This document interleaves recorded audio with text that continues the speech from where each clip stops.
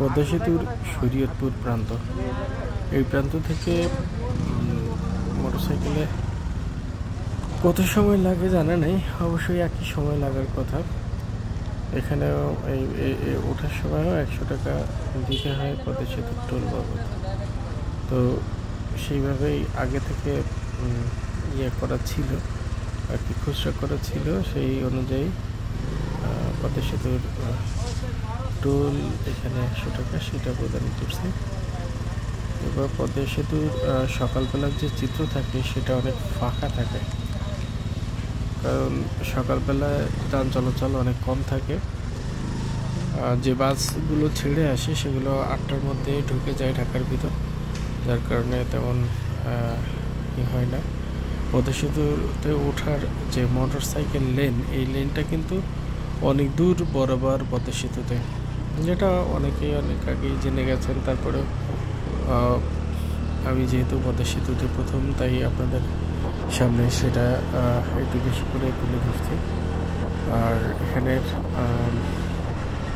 যে চিত্র সত্যি অনেক মনোরম, কারণ এখান থেকে ওঠার সময় যে একটা উপর দিয়ে চলে গেছে, একটা নিচ দিয়ে চলে গেছে, অর্থাৎ তিনটা, একটা নামার, একটা ওঠার আর একটা রেল লাইনের যে সেতু, তিনটা একত্রিত হয়েছে এখানে এসে।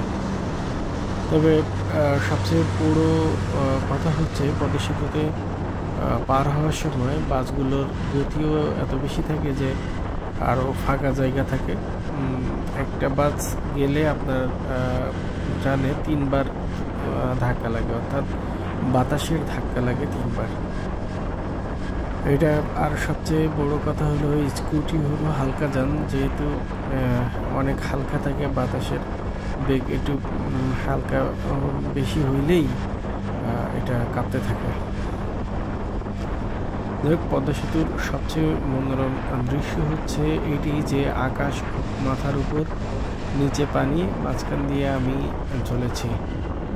মোটরসাইকেলের গতি, রৌদ্রোজ্জ্বল আবহাওয়া, শীতের সকাল, সত্যি অসাধারণ দৃশ্যের অবতারণা। আকাশটাও ফাঁকা, সূর্যের উঁকি দিতে কোনো বাধা নেই। অন্য সময় আকাশ মেঘাচ্ছন্ন থাকে, কুয়াশাচ্ছন্ন থাকে, কিন্তু আজকের সকালটা একেবারে পরিষ্কার পরিচ্ছন্ন। মোটরসাইকেলের গতিবেগ আস্তে আস্তে আমি বাড়াচ্ছি, কারণ রাস্তা একদমই ফাঁকা। আমার সামনে কেউ নেই, আর পিছনে তো কেউ নাই। পিছনের ক্যামেরা তো দেখাতে পাচ্ছি না, পিছনের আয়নাতে। তারপরেও সাইডে যতটুকু দেখা যাচ্ছে সেটাই তুলে ধরছে। সবচেয়ে বড় কথা হলো পদ্মা সেতু পার হতে এই স্কুটিতে কত সময় লাগে, সর্বোচ্চ গতি না। এখানে আবার কথা আছে, সেটা হচ্ছে 70, 72, 73 এর উপরে উঠাইলে হয়তো উড়ে নিচে পড়তে পারে। যার কারণে যেহেতু 70, 75 কিংবা 72 এর মধ্যেই রাখার চেষ্টা। অন্য রাস্তা হইলে আরও বেশি উঠানো যেত, কিন্তু এখানে তো যেহেতু একবার যদি উড়ে যায় তাহলে একেবারে সোজা নদীতে, তাছাড়া আর কোনো পথ থাকবে না। আর নিচে তো পদ্মা নদী, সেটা তো সবারই জানা। পদ্মা সেতু যেহেতু, পদ্মা সেতুর নিচেই তো পদ্মা নদী, এটাই স্বাভাবিক। চললাম, দেখি আশেপাশে কোনো কিছু দেখা যায় কিনা। কিন্তু আশেপাশে কোনো কিছু দেখার জন্য যখনই আমি বাম পাশ অথবা ডান পাশে তাকানোর চেষ্টা করছি, তখন বাতাসের ধাক্কা এত জোরে হেলমেটে লাগছে যে কোনোভাবেই ঘাড় ঘোরানো যাচ্ছে না। হয় ঘাড়ে ব্যথা পেতে হবে, আর তা না হলে হেলমেট উড়ে চলে যাবে, এরকম একটা অবস্থা। কিন্তু যেহেতু সার্টিফাইড হেলমেট, সে কারণে এই হেলমেটগুলো খুলবে না কিংবা ভাঙবে না, সেহেতু সেদিক থেকে আমি কিছুটা নিশ্চিত। তবে পদ্মা সেতুর উপর দিয়ে যেতে যেতে একটু কথা বলি, যে না একেবারে না বললে হয় না। দেশে কয়েকটি ঘটনা ঘটছে, কোথাও সচিবালয়ে উপদেষ্টা মারা যাচ্ছে, কখনো সচিবালয়ে আগুন লাগছে।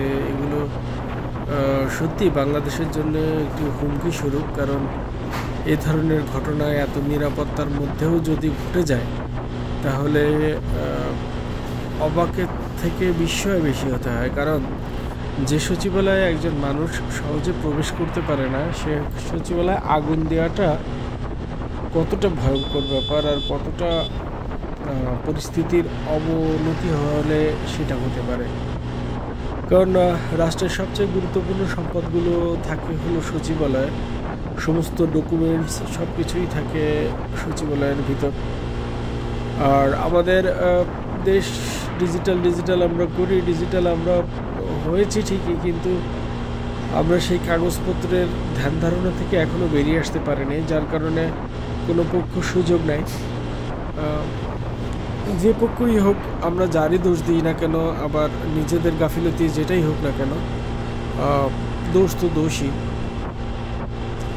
এখন আমাদের যদি এগুলো ডিজিটাল পদ্ধতিতে সংরক্ষণ করা হতো, তাহলে মনে হয় এত চিন্তা হতো না। কারণ গুরুত্বপূর্ণ নথিপত্র পুড়িয়ে ফেলা হয়েছে, এক এক উপদেষ্টা এক একভাবে তাদের মন্তব্য দিচ্ছে, একটা বিশ্রী একটা অবস্থা। যাই হোক, পদ্মা সেতুর এখান থেকে হয়তো যেতে যেতে কোনো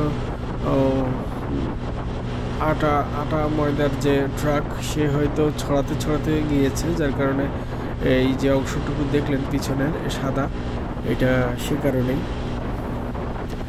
এখন কথা হলো, দেশের সার্বিক যে পরিস্থিতি, তাতে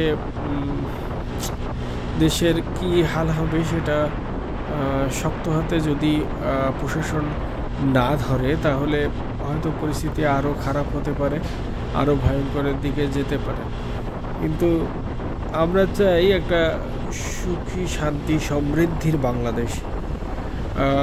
সেই বাংলাদেশ গড়ার লক্ষ্যে সবারই এক হওয়া উচিত। আগে যা ঘটেছে, আগে যা হয়েছে, সেগুলো দোহাই দিয়ে আমরা আর কতদিন চলব? মানুষের আরেকটা জিনিস, সেটি হচ্ছে, দেখা যাচ্ছে যে প্রথমেই শীতকালীন সবজির যে দাম ছিল, এখন কিন্তু সেই উচ্চ দাম আর নাই, অনেকটা সহনশীল পর্যায়ে চলে এসেছে। এটা একটা আশার দিক, কারণ নিত্যপণ্য দ্রব্যের যত দাম কমাতে পারবেন, আপনার নিম্ন শ্রেণীর মানুষ আমরা যারা আছি, তারা সহজেই একটা আস্থা চলে আসবে। আর এই আস্থা চলে এলে কিন্তু দেশের পরিস্থিতি এমনিতেই পাল্টে যাবে। তখন আর জোর করে পাল্টানো কিংবা এই করা কোনো কিছুই লাগবে না, কারণ মানুষ শান্তি চায়, মানুষ সুখে বসবাস করতে চায়। বলতে বলতে আমি পদ্মা সেতুর শেষ প্রান্তে, অর্থাৎ মাওয়া প্রান্তে চলে এসেছি শরীয়তপুর থেকে। এই তো দেখতে পাচ্ছেন নিচে যে মাওয়ার আগের যে ঘাটটা ছিল, সেই ঘাট নিচে দেখা যাচ্ছে। আমি পদ্মা সেতু পার হওয়ার উপক্রম হয়েছি, একেবারে শেষ প্রান্তে। যাই হোক, দেশের পরিস্থিতি আরও সুন্দর হোক, আরও সমৃদ্ধিশালী হোক, আরও সমৃদ্ধ হোক, এই আশা করি। কারণ একটা দেশের সবচেয়ে বড় দিক হচ্ছে অর্থনৈতিক দিক যদি বা দেশের ঠিক থাকে, তাহলে সব দিক এমনিতেই ঠিক হয়ে যাবে। যেহেতু আমি শেয়ার বাজারের লোক, তাই শেয়ার বাজার নিয়ে বলবো যে বাজার পরিস্থিতি আরও একটু ভালো হতে হবে। কারণ প্রথমেই আমরা আশা করেছিলাম অনেক ভালো হবে, কিন্তু তার পরবর্তীতে দেখি শেয়ার বাজারটি পড়ে যায়। আমরা আশা করব শেয়ার বাজার তার আগের রূপ ফিরে পাবে, মানুষ স্বস্তি পাবে। ধন্যবাদ সবাইকে।